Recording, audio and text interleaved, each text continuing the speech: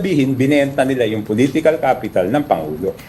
And yet, the first person to sign the impeachment complaint was Congressman Sandro Marcos, which is why it was widely seen, sir, na meron tong blessing ng Malacanang. How do we reconcile these two things? Okay, I had a private conversation with Congressman Marcos, but let's leave him out of this kasi hindi naman siya yung talagang pasimuno nito eh. Ang tingin ko naipit rin siya. Nagsimula yung problema namin nung nag-file ng impeachment case ang House of Representatives against kay VP Sara. Because yung October surveys namin, 9 na alyansa ang pasok sa buong Mindanao.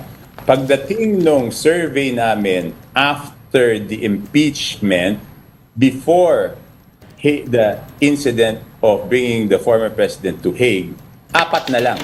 So just because of the impeachment, 4 na lang yung natirang alyansa candidates doon sa Mindanao. Kaya kung mapapansin nyo, early on, binawasan ko yung rallies doon sa Mindanao. Kasi wala rin mangyayari sa amin doon eh. Pupunta kami doon, hindi rin naman namin makukumbinsi yung mga tao.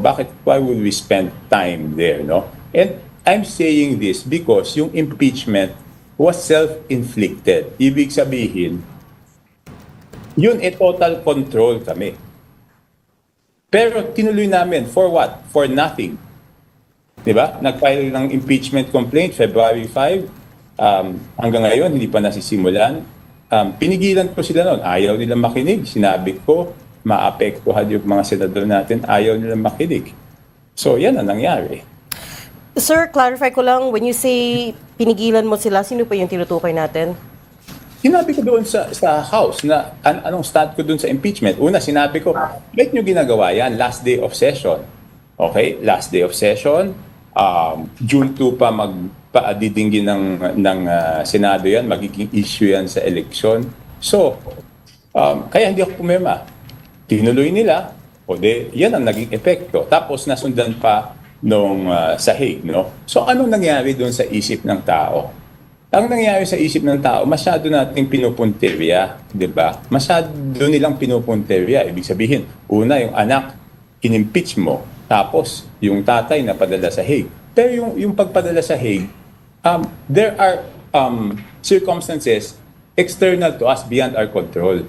Di ba? So, hindi mo pwedeng sabihin na yan ang reason. Ang talagang pinagsimulan yan is yung impeachment na pinipigilan ko silang gawin. Pero sa sinubukan po niyong pigilan yung liderato ng Kongreso. Ano po ang sagot sa inyo kung bakit nila itutuloy o tinuloy nung panahon yun? Okay. Alam na nila yung stand ko tungkol dyan. Kaya nung huling meeting, hindi na nila ako sinama dyan sa usapan nung impeachment. So anong ginawa ko? Hindi ako pumirma. Pero alam nila yung stand ko dyan. Ever since before, I've been very clear about my stand on the impeachment. No? Congressman, merong story ngayon from the House eh. Sabi nila, I think it's in reaction to what you said, ano? Sabi nila 86% daw of the congressmen who signed the impeachment complaint nanalo naman. Ano pong masasabi niyo ron? Okay, iba ang national, iba ang local politics, iba ang national politics, no? Ang local politics is based on the performance ng iyong representante, no? Ang national politics is based on perception. Okay? So ibang-iba 'yon. Okay? At yung sinasabi, okay, bakit ba nila kailangan gawin? Hindi ko maintindihan kung bakit nila kailangan gawin. Ngayon ko lang natuklasan na yung aking duda nung unang-una pa lang kung bakit nila pinipilit yung impeachment na yan ay tama. And it was because of the conditional release. Sir, could you continue that? Conditional release ng...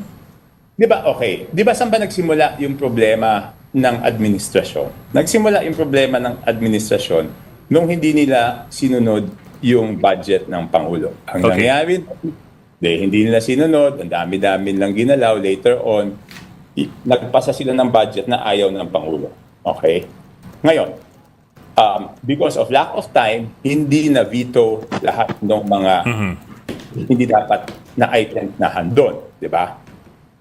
So ang ginawa Video. ng executive is, di ba nagkaroon ng sinabi conditional release. We will Yes, sir. review That one. all the line items. So ano nangyari? May na-hold. Okay?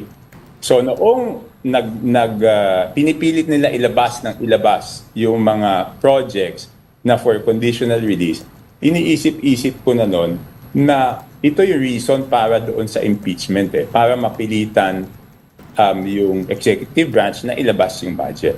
So hindi ko mapatunayan nun. Pero for the record, nag-text ako na yan ang duda ko kung bakit nila ginagawa. Okay.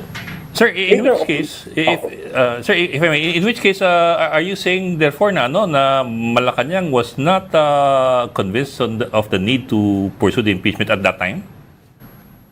Until now, I am 100% sure na hindi kumbinsido ang presidente. Bakit? On the day of the signing of the impeachment, I was with the president for a meeting regarding the alyansa. Magmula nung simula na nagpipirma hanggang matapos, hindi namin pinag-usapan. Hindi niya sinabi, bakit ka hindi pumirma? Pagkatapos, lumabas yung resulta, hindi man niya lang sinabi sa akin, oh, Toby, naka 215 tayo. We never talked about it. Yeah. Isang beses na pag-usapan namin, I think 2-3 weeks after, siya yung nagtanong, ano ba yung nangyari? Bakit nila pinilit yung impeachment? Wala bang kalaban yung mga yan? Sabi ko, 如果想再保存耐啲，我就會用信冷凍軟急凍功。 Sir, hindi nga ako sinama, so hindi ko masasagot bakit na tinuloy. Okay? Next, okay, fast forward.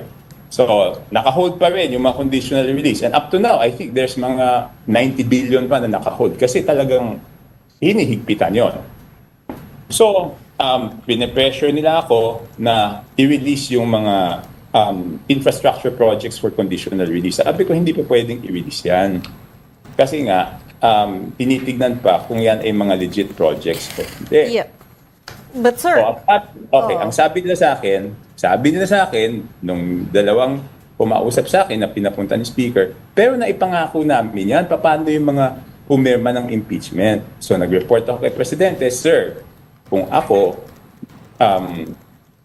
checkin muna natin kung legit yan. Pero pinipressure ako, ang sinasabi nila, yan daw, ipinangako nila. Ang sagot sa akin ni Presidente, wala tayong pinangakong ganyan.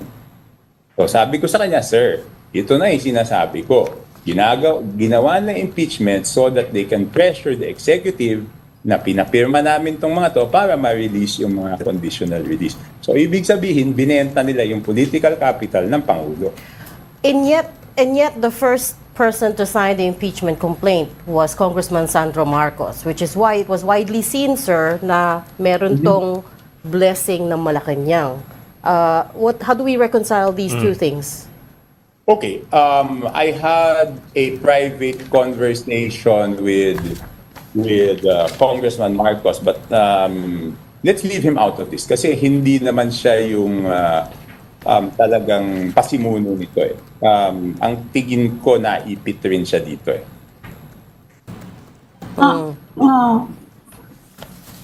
Sir, could you at least qualify that? What do you mean by Could you please, naipit yeah, pakiulit lang. Hindi, okay. I had a private conversation with him. Yes, sir. Regarding this. Let's leave him out of this kasi hindi naman siya yung nagpasimuno ng impeachment. Sa tingin ko, na Ang sabi sa... siya dito. You're saying na... So you're refuting kasi yung sabi ng iba, part of the reason daw na hindi lumabas nga, hindi nagkaroon ng sweep yung alyansa, hindi daw na-roll out yung administration machinery. No. One of the reasons, Sean. Okay, paano ma-roll out yung administration machinery when the candidates themselves were fighting for survival? Di ba? There is a negative sentiment. Ikaw tumatakbo ka.